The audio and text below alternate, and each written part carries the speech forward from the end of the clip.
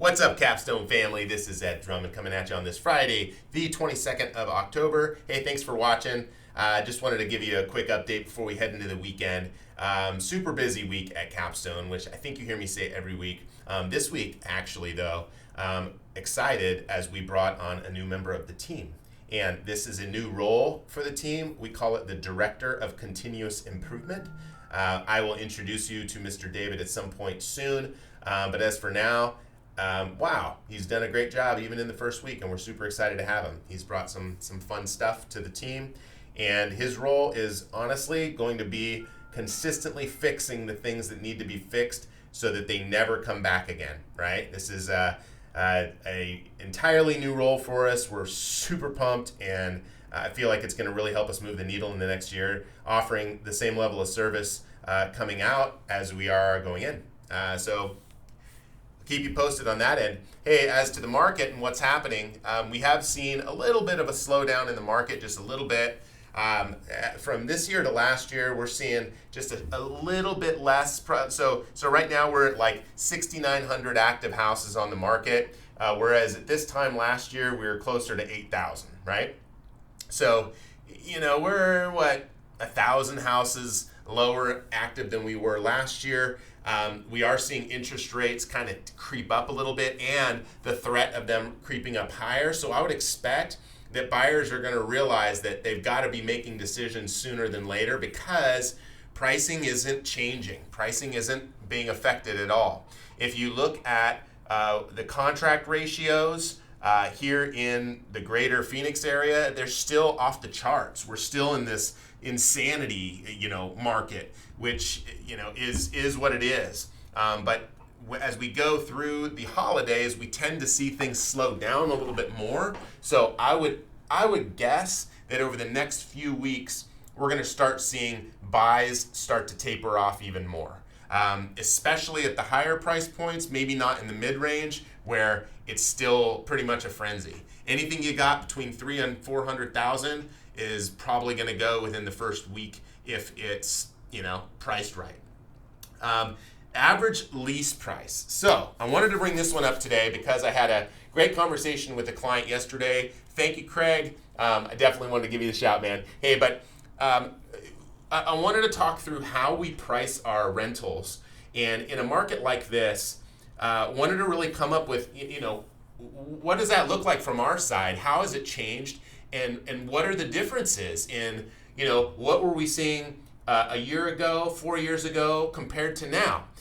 So I really wanted to delve into that, and I hope this doesn't bore you to death, but I thought this would at least kind of uncover what's going on behind the market on the rental side. So our rental side and the leasing of properties shifted a year ago, a year and a half ago as COVID started, and even before that, when we used to rent our properties, we had a pool of realtors here, even in the office, that would show those properties to prospective tenants. The tenants would come through a kind of a aggregator that takes them from all the different websites and points them all to one place for them to sign up to actually see the property. They've got to do a few screening questions on the front end so that we kind of get through the initial harder conversations, and then once they land there, then they can schedule a time to see it with one of our agents.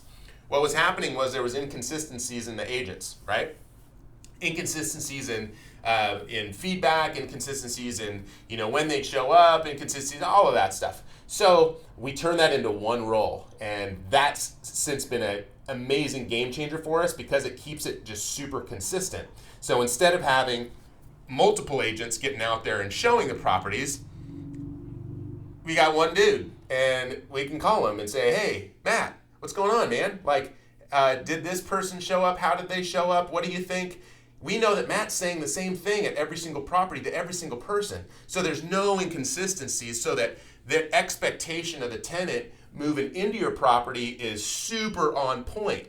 We can give tenants honest feedback from the very beginning, starting with Matt, and then it becomes a much better relationship than if we were to go to multiple people. Like, let's say I went out there and showed it, and Matt went and showed it, then I might be giving them a little bit different impression than, say, Matt is. And those two tenants then have different perspectives on what's going to happen in between our systems and all these different things.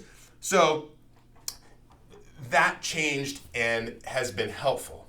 So why am I telling you this? So what we've done and what we're seeing in the market is companies like ours are adopting a similar model, not just on the micro level, but on the macro level as well. Instead of putting houses on the MLS like we used to a majority of our properties, MLS was one of the best resources to putting our rentals on the market because we could get other realtors to see them as well. What's changed and what's shifted is that companies like ours are keeping it all in-house to manage the expectations, to keep the money in-house, but more arguably, when we put these out there on the MLS, it's the amount that's getting paid to these realtors, sometimes they don't even want to show them. So we would rather just keep it here, knowing that the properties are going to get shown and knowing that there's some consistency there. So whereas we used to put 80% of our houses on the market on the MLS, now that's somewhat inversed. And we probably only put 20% of our listings on the MLS. And usually we go to the MLS when the properties aren't getting enough showings. We think that there's, maybe it's a higher price point. So we need a bigger net because the websites that our syndication tools are going to are all the general ones, but we need realtors who are working with maybe, multimillionaires to find those rentals as well. Whatever it might be, that's how we need to mix it up when we go to the MLS. That being said, knowing that what we're doing now with rentals and how we're handling rentals is to keeping control of what's happening. It affects the numbers that we see and what's happening with the rental market because the rental data that we're looking at pulls directly from the MLS. Now, if we're only listing our highest price rentals on there, if we're only putting the toughest ones to fill on there, because most of our rentals should fill in a week, right? Without the MLS, keeping it easier, keeping it simpler, making sure that we can follow the same process and model consistently over and over again. We already know the marketing works, right? If we take professional photography, if we market it exactly the exact same way for every single property, we know that system works. So then it just becomes those other pieces.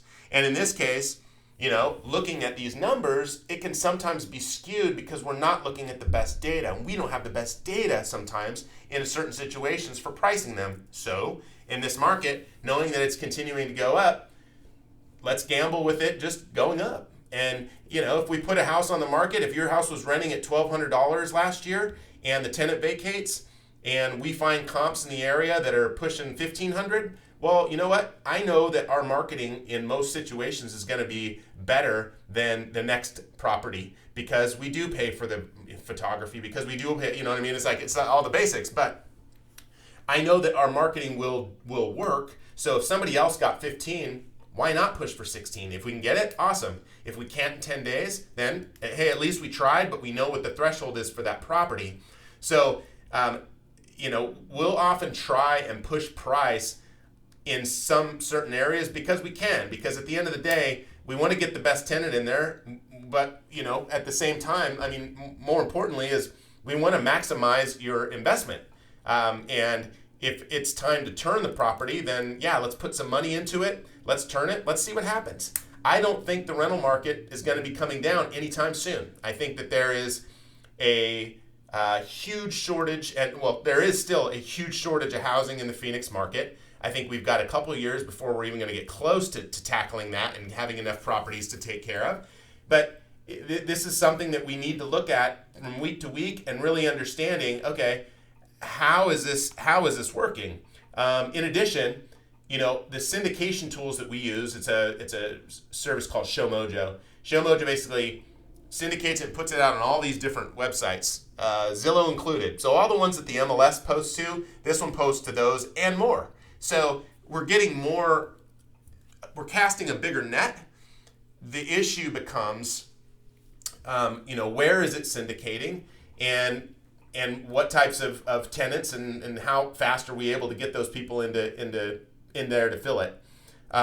For those of you that don't know, some of the tools that we used to use, like Zillow, for example, we pay Zillow more than we pay the MLS, which is amazing. But we're paying Zillow a lot of money right now to fill these rentals, because just to have our rentals pop up on their site, they changed their model last year to where every single rental that we have on there is basically charged per day as to how often we're keeping it up there. So it's in our best interest to get your place rented really fast too, because if it's sitting up on that page too long, then we're eating a lot of cost. So it's funny how the market shifts, how the market changes. I'll do my best to keep bringing this stuff up so that you all can see kind of behind the scenes as to what's happening. Because at the end of the day, like, I want this service to be better than anybody else's, right? Our whole team does. Like, our team is rock stars right now, and it's so fun to be a part of the group that cares. You know what I mean? It's amazing. But I thought you should know. Again, Craig, you're the inspiration for this, man. I totally appreciate you, and I love the questions. I love like being able to really uncover this stuff as we grow with the business and with our portfolios, right? It's like, it's good to know this stuff as it's shifting, and I hope you find it beneficial. Thanks for watching. I hope you have an amazing week. Remember, Capstone Contributes is coming up November 13th. If you haven't looked, we're almost at $10,000 raised. Remember, every dollar that's raised goes directly to help. We cover the cost of the event itself. So I'm going to cover all the shirts. I'm going to cover the DJ this year. Booyah, we got a DJ coming. I'm super excited. But we've got a lot of other vendors that you all haven't met yet. And in addition, as of today, our good friends over at the brokery are going to be joining us as well. It's another brokerage here in town. I'm excited to have them on board. I think it's going to be fun, really bringing another brokerage into this. Makes it feel more, not so much like Capstone is doing it for Capstone, but more, hey, there's two brokerages coming together to really help and serve the community. And I think this is the vibe that I think it needs. Thanks for those of you that have given feedback in the past. I hope to see you there. Please let me know if there's anything else we can do and changes, things we can do to the service and what you like. I'd love to hear those too. Thank you so much. See ya.